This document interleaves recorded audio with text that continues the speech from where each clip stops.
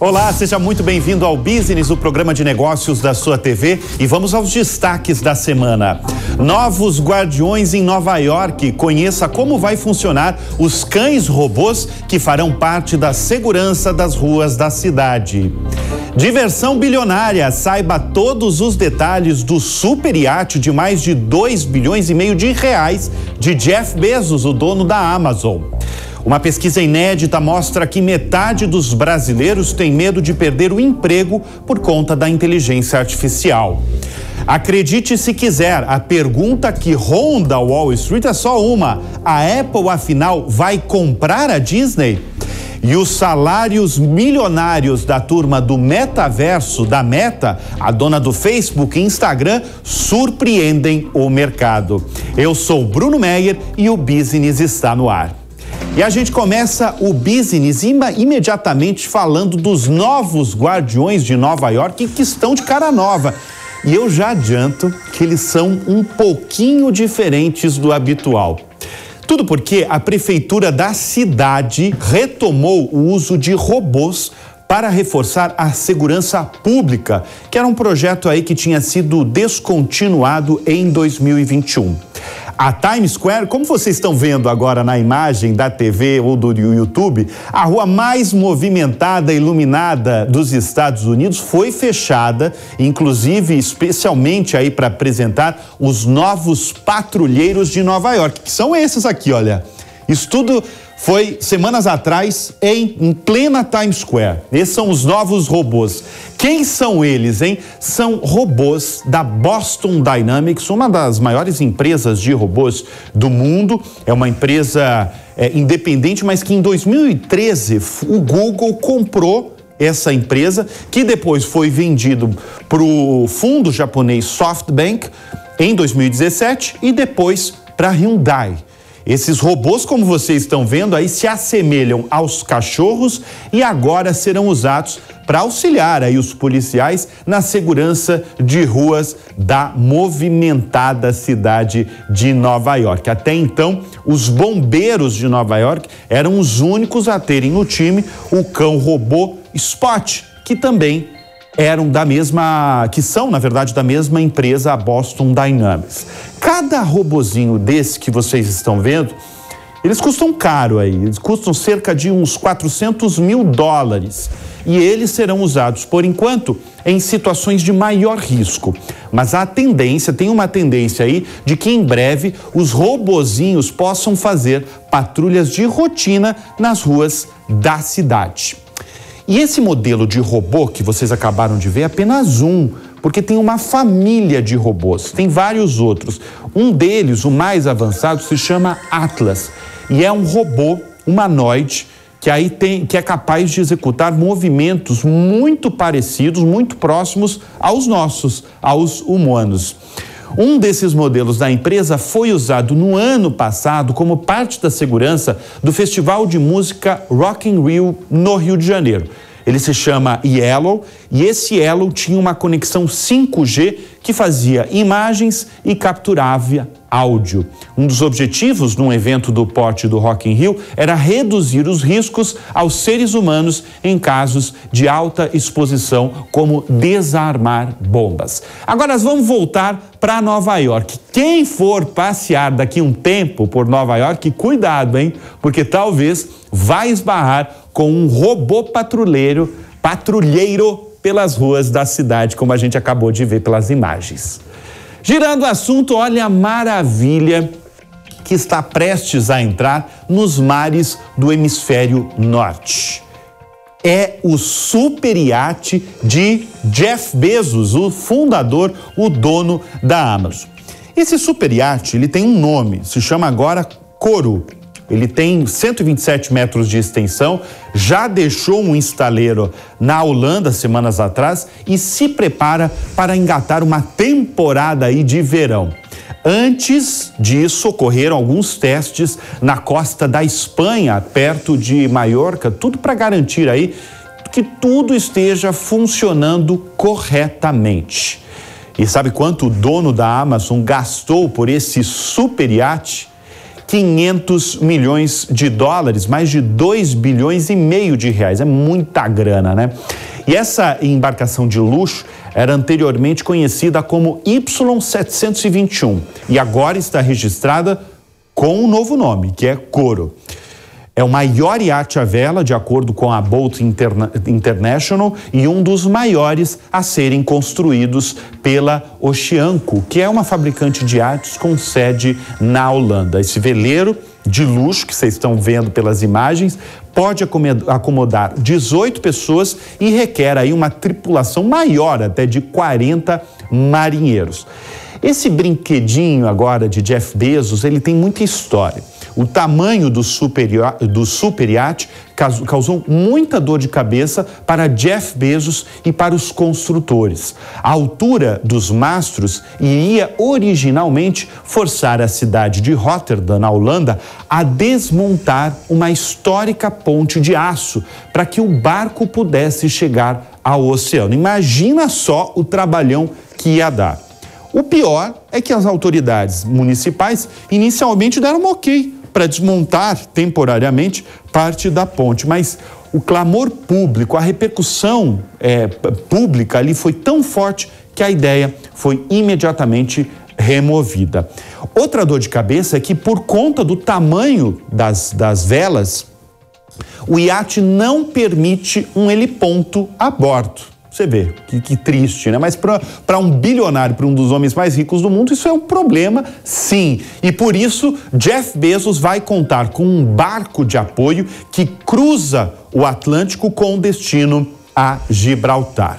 Jeff Bezos tem 59 anos e está entre as 3, 4 pessoas mais ricas. Esse número, esse ranking aí muda muito, né? Por conta das ações das empresas. Uma hora, Bernard Arnault, da LVMH, a dona da Louis Vuitton, está na liderança. Depois vai Elon Musk, depois tem o Jeff Bezos, vai mudando muito. Mas, por enquanto, Jeff Bezos está entre a terceira, quarta pessoa mais rica do mundo, tem uma fortuna estimada em 126 bilhões de dólares e, como vocês acabaram de ver, ele tem aí na mão um super brinquedinho, um super iate avaliado em 500 milhões de dólares.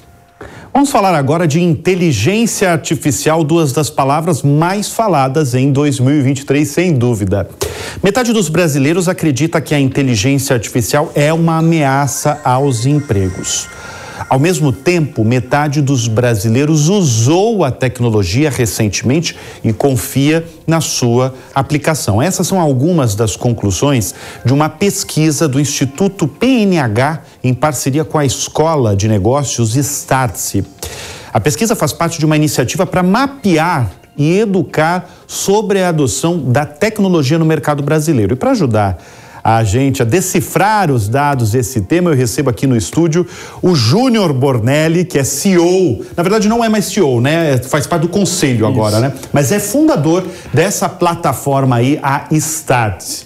Obrigado sempre pela presença. Obrigado. E por gentilmente vir aqui ao estúdio, trazer essa pesquisa inédita.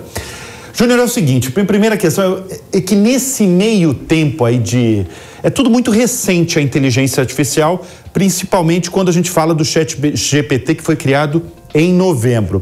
Esses dias eu li um artigo recente que diz que o novo normal é a gente estar confuso. Talvez não você, porque você respira isso.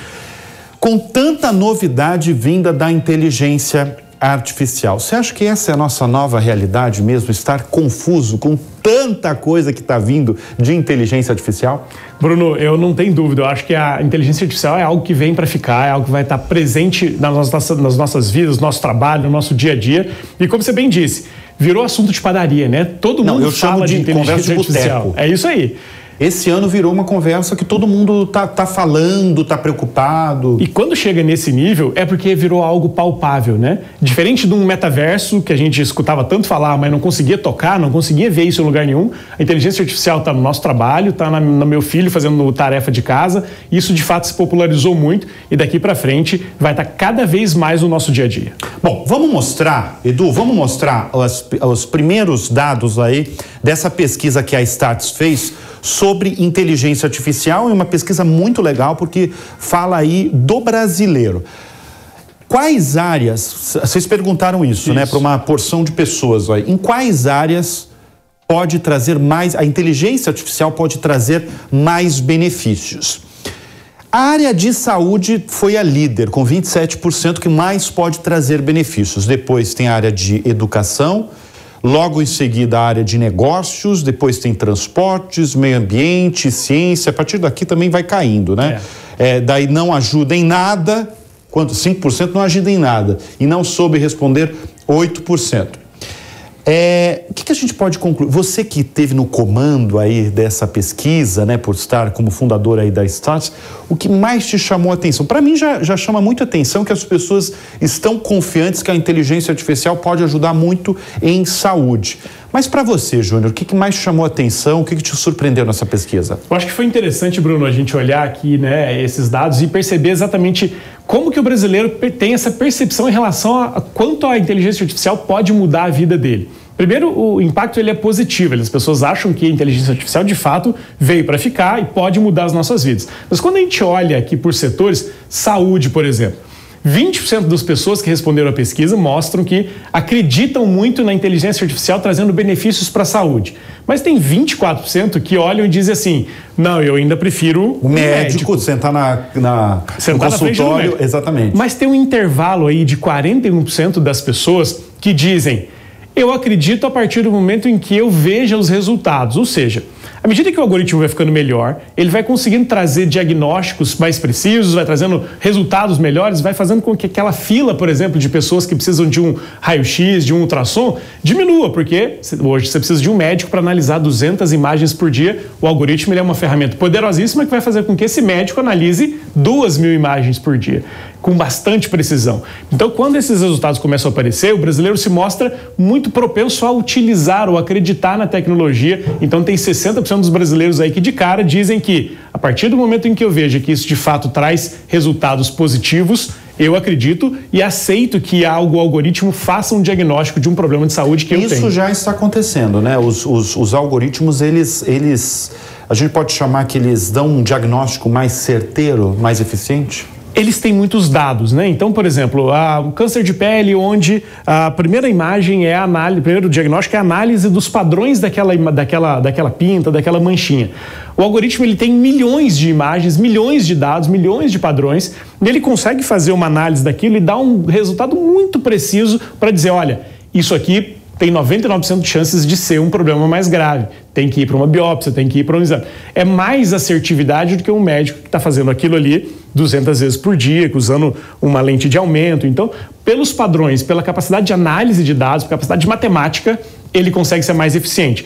Não significa que os médicos são dispensáveis, pelo contrário, o médico continua sendo extremamente relevante neste processo, mas agora ele tem uma ferramenta poderosíssima que potencializa a capacidade dele. Ao invés de analisar uma pinta que poderia ser um exame simples, ele vai poder ter mais tempo para se dedicar, talvez, à cirurgia que resolva aquele problema. Ele tem mais tempo livre para ser, de fato, o médico que as pessoas precisam. Agora, logo em seguida você tem educação e você tem negócio aí com 13%. Quando você fala em negócio, é no trabalho das pessoas. Como as pessoas acham que isso aqui vai afetar a produtividade delas, a eficiência das empresas. Né? A gente sabe que quando tem muito trabalho dentro das empresas, que é um trabalho manual ou repetitivo, ou que exige pouco da capacidade mental das pessoas. Quando isso acontece aqui em negócios, fica claro que, poxa, quando eu uso o ChatGPT para escrever um e-mail, para escrever um texto, que daqui a pouco vai estar no Excel, vai estar no PowerPoint, a produtividade aumenta demais. E isso gera impacto.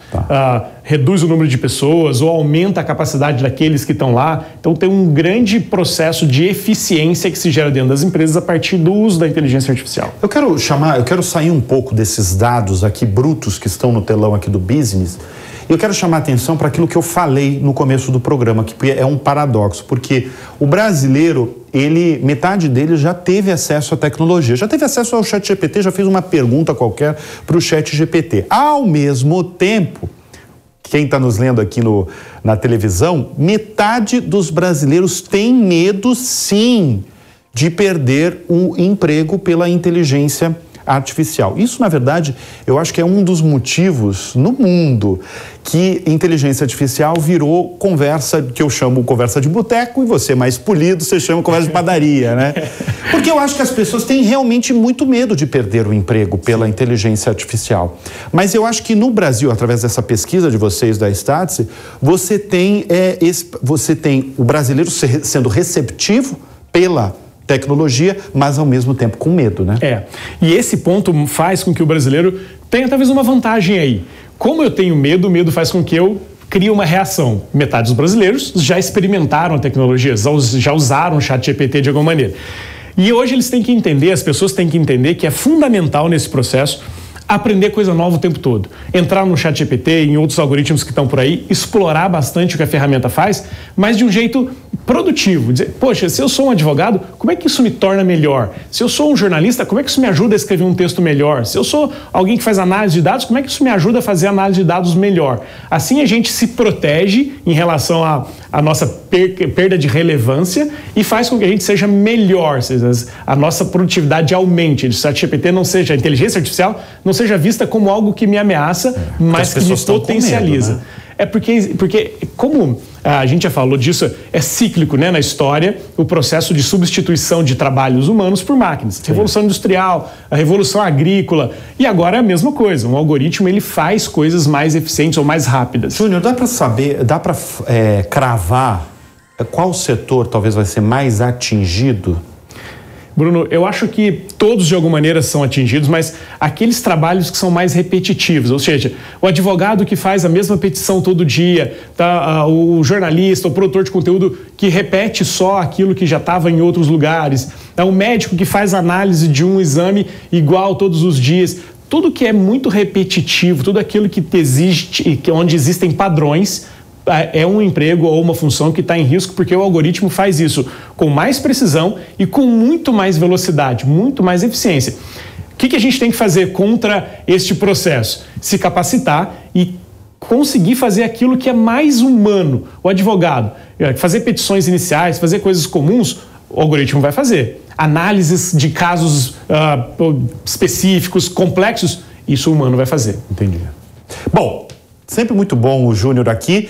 O Júnior vai voltar daqui a pouco no Business para falar outros assuntos aí de tecnologia e das gigantes de tecnologia, já. E girando o assunto aqui no Business, a Toyota vai lançar 10 modelos de veículos elétricos até 2026. O anúncio foi feito pelo próprio CEO e presidente da montadora, Koji Sato. A maior montadora do mundo tem apresentado desempenho quase inexpressivo aí na indústria, que em rápida evolução, né, principalmente ficando atrás nas vendas de veículos elétricos.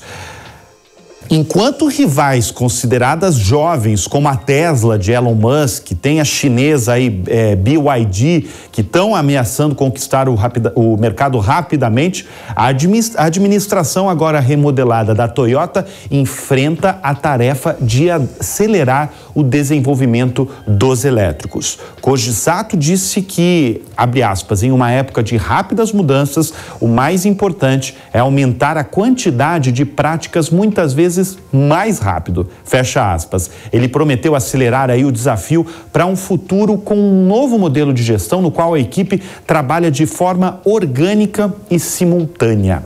A Toyota vai considerar a situação energética de cada região e buscar diversas opções de carros. Esse anúncio dos 10 modelos novos de carros elétricos foi feito pelo vice-presidente da montadora, Kiroki Nakajima. Em fevereiro desse ano, a empresa anunciou que aceleraria o desenvolvimento de veículos elétricos movidos a bateria, começando com sua marca de luxo Lexus. Em março, a marca lançou o primeiro modelo movido a bateria disponível no mundo, que é o RZ no Japão.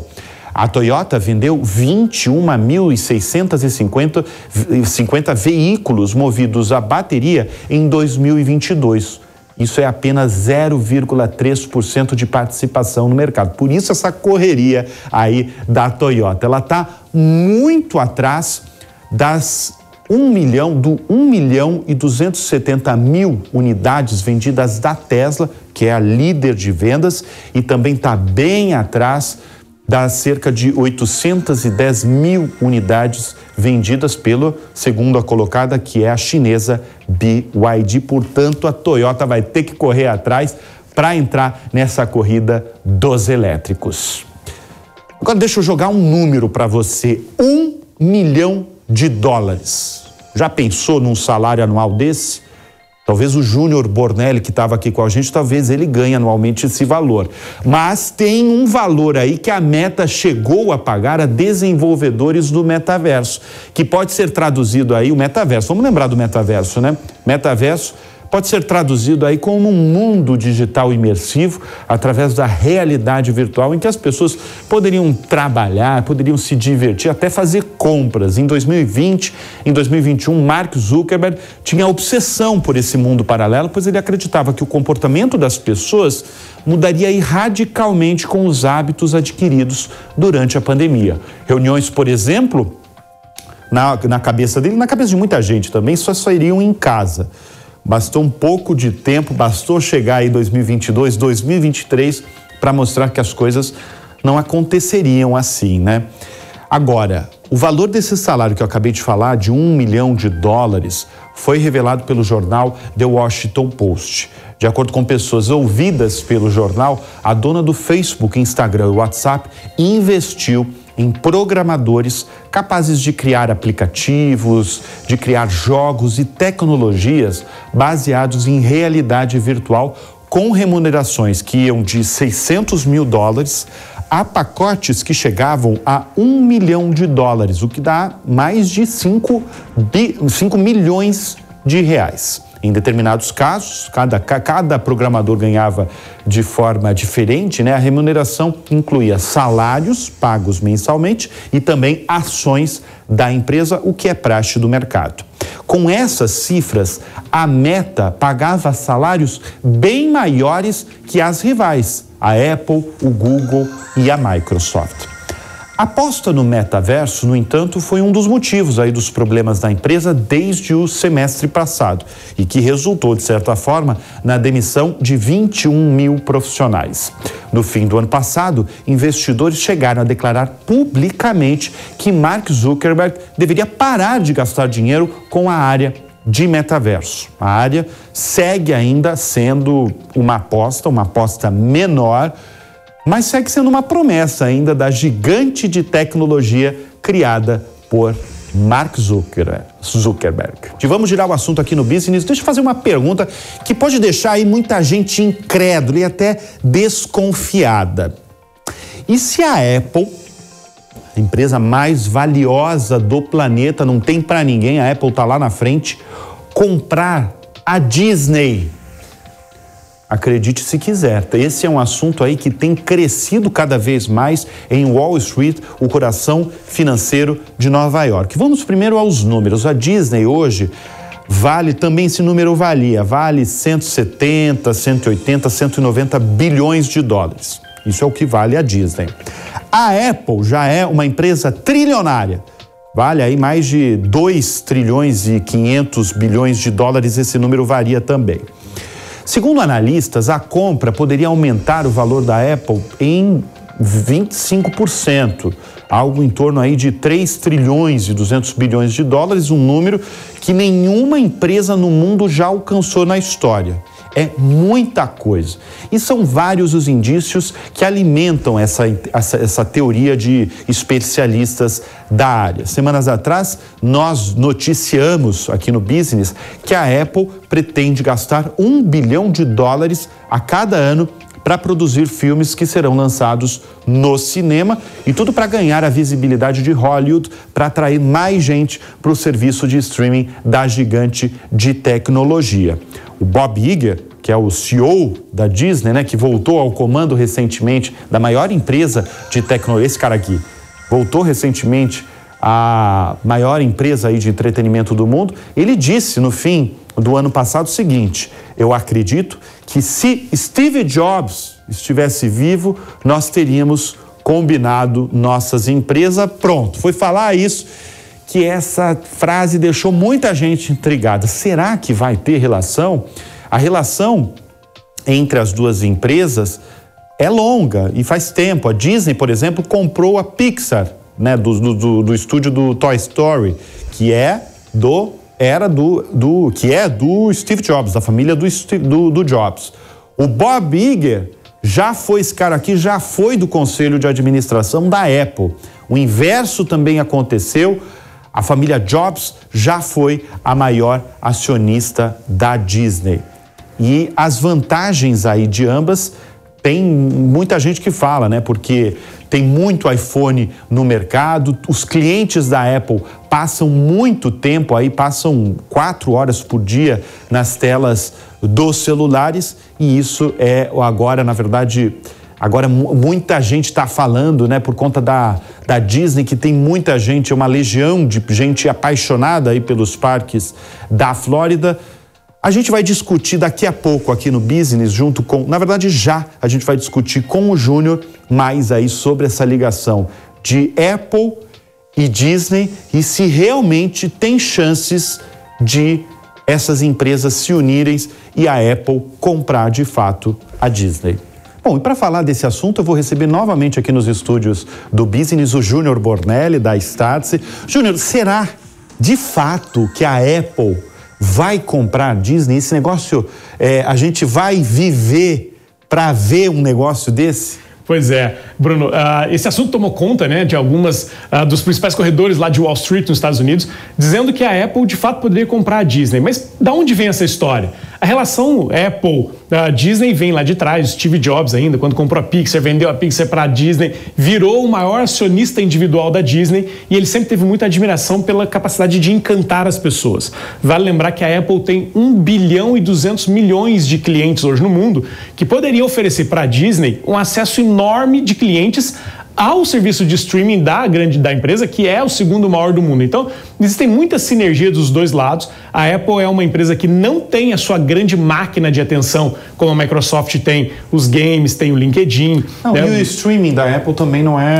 está na liderança, não está em segundo lugar. Não está ali nos top primeiros. Mas o Google tem a sua máquina de atenção com o YouTube, enfim. A Apple não tem. Então, essa máquina de atenção faz muito sentido, né? Como você disse bem, o Google, a Apple e a Disney sempre tiveram próximos, os CEOs foram sempre próximos. Sim. Então tem uma relação aí que acho que é bacana. Isso é interessante analisar, porque tempos atrás, foi assunto aqui do Business, rolou um boato aí não confirmado, porque não fechou esse negócio, da Microsoft comprar a Netflix. Quer dizer, as gigantes aí, que a gente está falando da Apple, a mais valiosa, a Microsoft do Bill Gates, eles têm interesse em empresas de conteúdo e que, como você falou agora, de empresas que atraiam a atenção planetária, né? O grande desafio das empresas hoje é o protagonismo.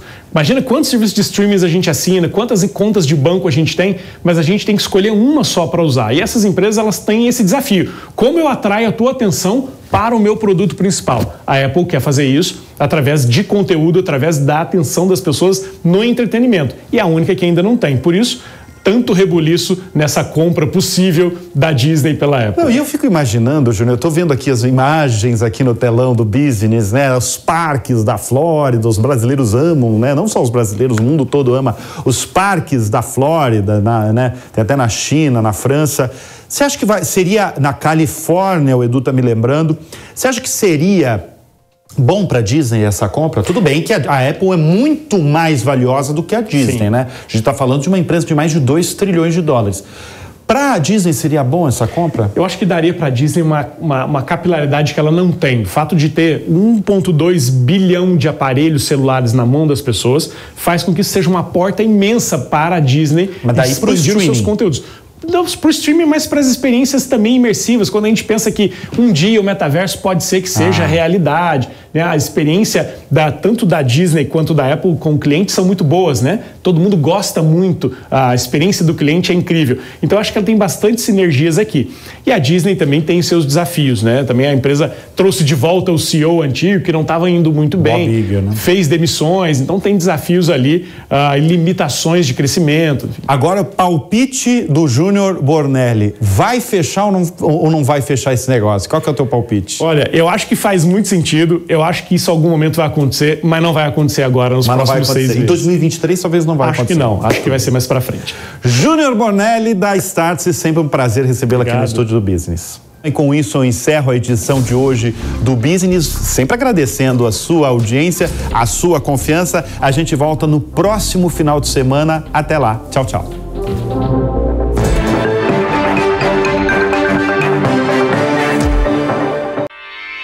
Realização Jovem Pan News.